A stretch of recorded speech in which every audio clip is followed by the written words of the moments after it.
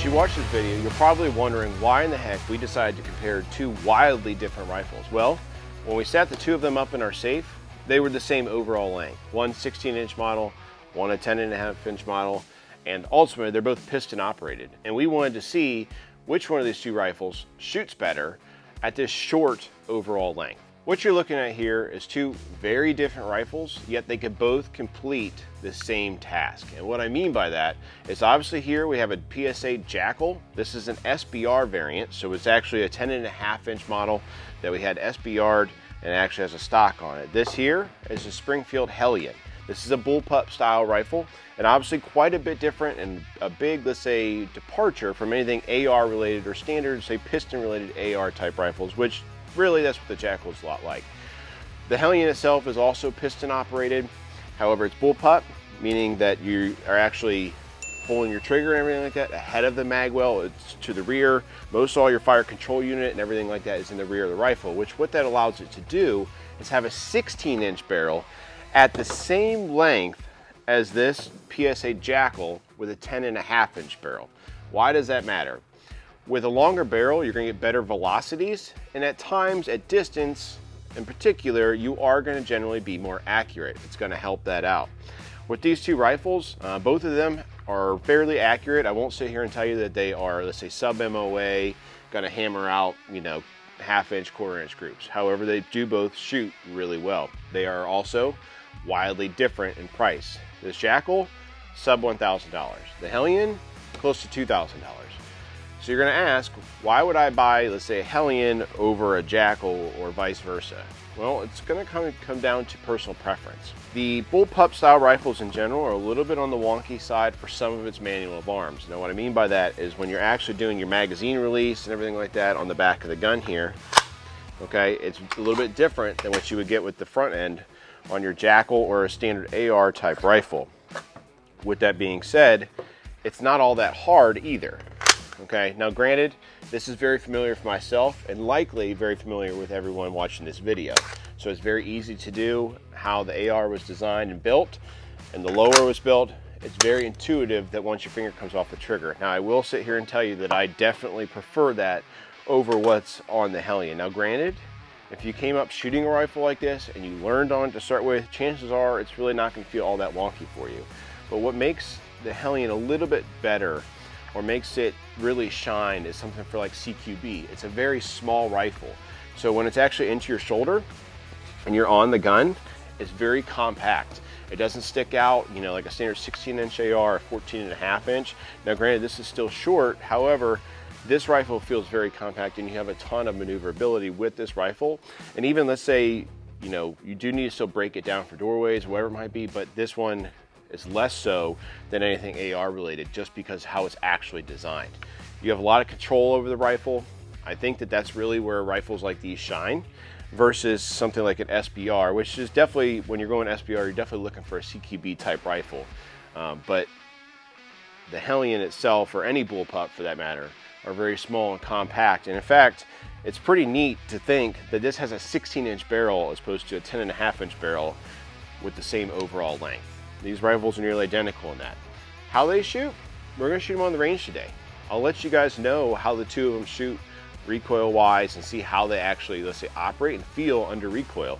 Because generally they are gonna be different, and you can expect that with different velocities and things like that from rifles, as well as slightly different operating systems. Granted, they're both piston operated, however, they are a little bit different. Both of them have adjustable gas blocks or pistons on them so that you can tune them for suppressor use.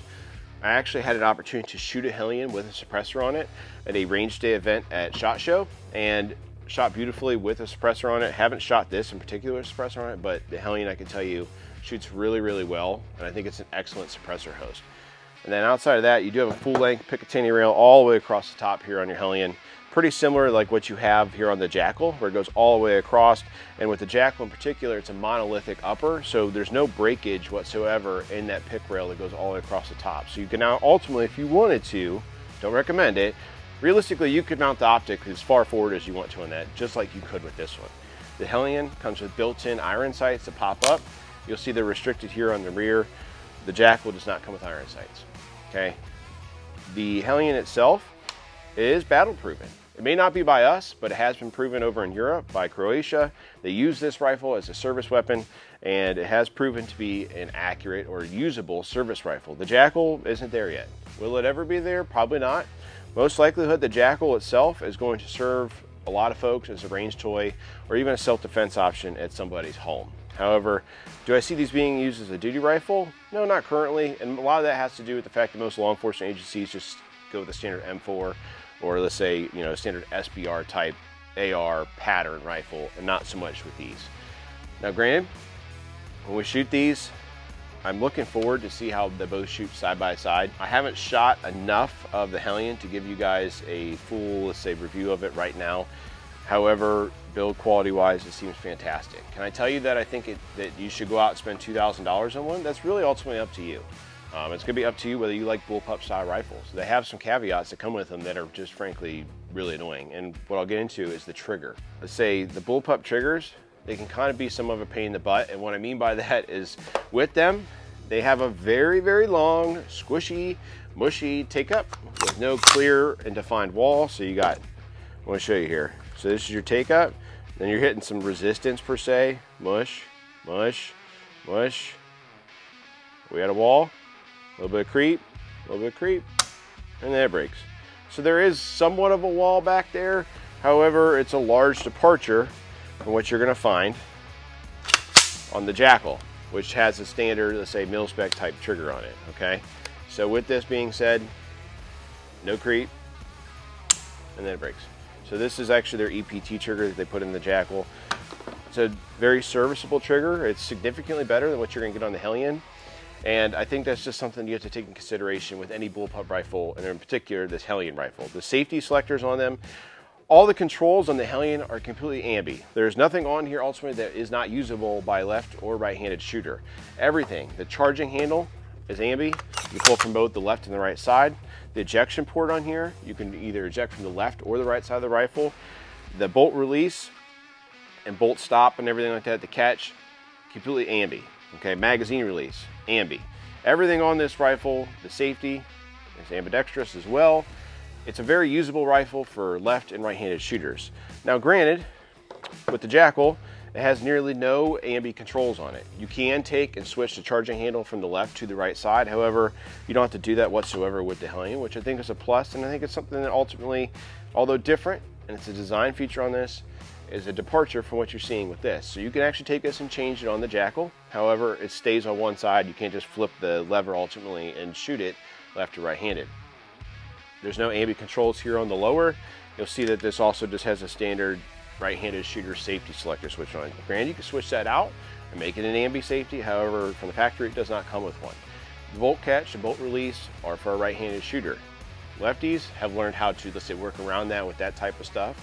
However, with the Hellion, you don't have to do that. It just comes set up, ready to go, out of the box, ready to shoot for left and right-handed shooters without ultimately changing anything. And again, like I said, you can even change left and right-handed ejections, which is really, really nice. So enough talking about these two rifles. Let's get out on the range, shoot both of them, and see how they stack up against each other. We're gonna start off shooting the Hellion first. First thing I'll notice is I threw a few rounds down range to get this thing sighted in. And if you're somebody that's familiar with the AR platform and it's very familiar to you, and you haven't spent much time on this, I will be the first to admit it is extremely wonky on a bullpup rifle compared to, let's say, an AR pattern such as like a Jackal. But overall, let's shoot a little bit and see how we do. And if you notice too, bolt release is actually on the back of this gun. Bullpups, they all have something different as far as for that bolt release, but on the Hellion model, that's how it is.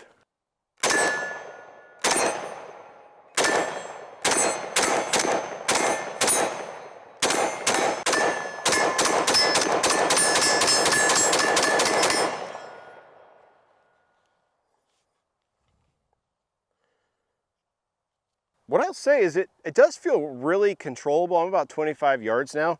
Let's say somewhat rapid fire on steel. It's not too bad.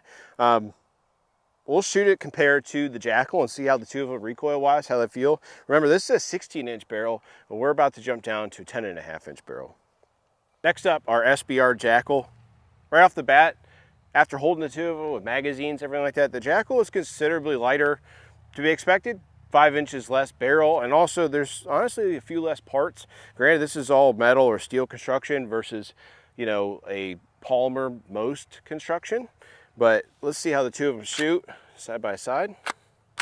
The Jackal, when we did our full initial review on it, I felt like it was a really nice shooting gun. And in fact, I actually had the gas turned like all the way up, so for ultimate reliability. Did some tuning on that, and there's way more settings on the gas block in general for this as opposed to what you get on the Hellion. The Hellion has suppressed and not suppressed. The Jackal has a crap ton. Frankly, you could tune this thing to whatever ammo you want to shoot out of it. So.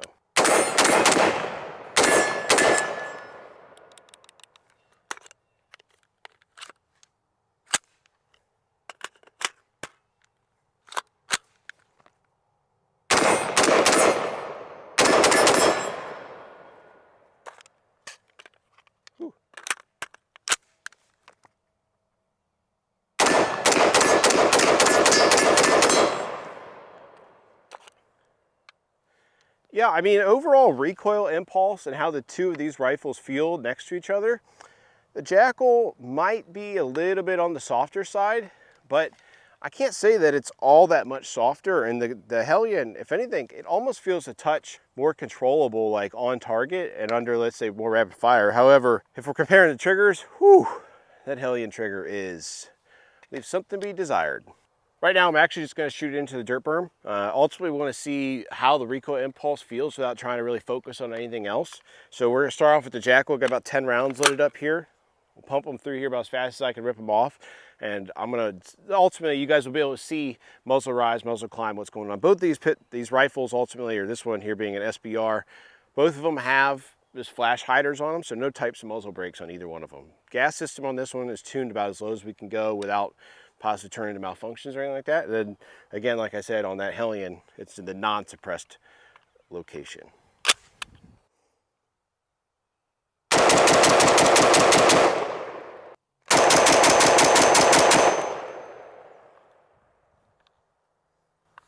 Yeah, if anything, I think I don't know how it will look on video, but the Hellion, I would say overall recoil impulse on it, it feels a little bit lighter. I don't notice as much, let's say, punch towards the rear that you get like with the Jackal, which the Jackal's not bad at all whatsoever. But comparing it to the Hellion, I'd say the Hellion's a little bit less. And again, like I said, guys, overall package length, it's the same as your SBR, but with a 16-inch barrel. So there are some trade-offs, obviously. Obviously do all the controls and everything like that on there. I want to shoot just a touch more today, give you guys some final closing thoughts.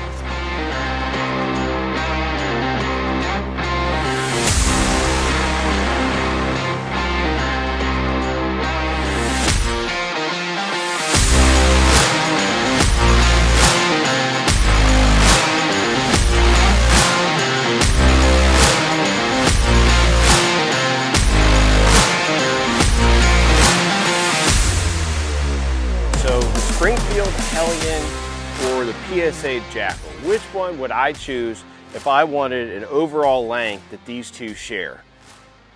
The Jackal would probably be my choice. Do I say that because I don't like the Hellion? No. I say that just because I'm probably more familiar with the Jackal, and ultimately it feels like I'm just shooting a standard AR at the end of the day. Not a whole lot's different other than the charging handle, and nearly everything is different with the Hellion. Which brings me to a point. If you're somebody that buys one of these with the intention to use it for self-defense, you need to familiarize on it with all the nuances that come with a bullpup style rifle. There's a lot of them. I think you need to take training classes and dedicate your time and effort into learning and mastering this weapon system. Will I do that? In time, I'll get better with this. It's fairly new to us. Overall though, shootability, that thing shoots really, really well. In fact, I think it shoots a little bit smoother and easier than this 10.5-inch Jackal does. 16-inch barrel, better velocities, you're gonna get better range out of it and things like that, but also while maintaining a compact size for some CQB, home defense, tight quarters type combat if you need it for that. Otherwise, both of these, awesome plinking toys, frankly. They're awesome rifles to take out to the range and have a good time with. So if you guys like what you saw today, make sure you please like, comment, subscribe, and let us know what you think.